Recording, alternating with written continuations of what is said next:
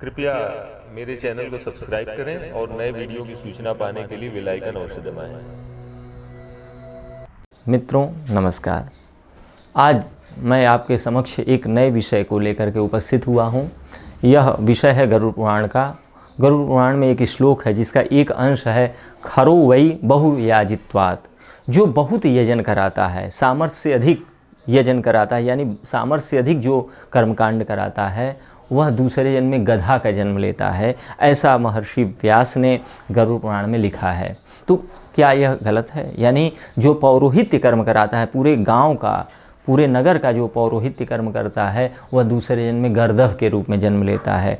क्या ये सत्य है? ब्राह्मण तो बड़ा ही साधक तपस्वी, सत्य बोलने वाला, टीका चंदन लगा करके यज्ञ कराता है, फिर उसकी इतनी दुर्गति क्यों होती है कि दूसरे जन्म में उसको गधा के रूप में जन्म मिलता है? इस पर हमें थोड़ा सा चिंतन करना चाहिए।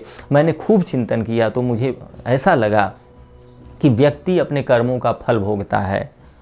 ग्रह गोचर तो उसका कुछ भी अनिष्ट नहीं करते, क्योंकि जो ग्रह किसी के लिए लाभदायक होते हैं वे दूसरे के लिए हानिकारक क्यों हो जाते हैं? ग्रह एक समान होते हैं।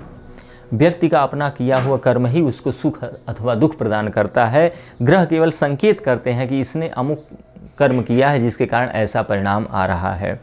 तो जो ब्राह्मण दूसरों का यजन कराता है, यानी यजन क्यों करवाते हैं? जब उनकी कोई समस्या होती है, जब यजमान समस्याग्रस्त होते हैं तो उस समस्या से छुटकारा पाने के लिए यज्ञ की शरण में जाते हैं, ब्राह्मण की शरण में जाते हैं। ब्राह्मण उनका निराकरण करता है यज्ञ आदि करा करके। तो जो बहुत लोगों का यजन कराता है, गांव भर के लोगों का यजन कराता है, वह सबके पापों को ढोता है।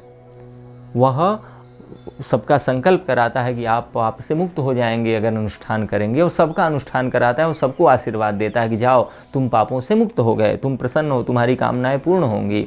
तो ब्राह्मण जो है प्रसन्नतापूर्वक आशीर्वाद देता है और सभी लोग प्रसन्न होकर के संतुष्ट हो जाते हैं कि ब्राह्मण से अनुष्ठान कराया और हमारा पाप सब कट गया। इस तरह से विश्वास हो जाता है। बदले में उनके द्वारा दिए हुए दक्षिणा को स्वीकार करता है।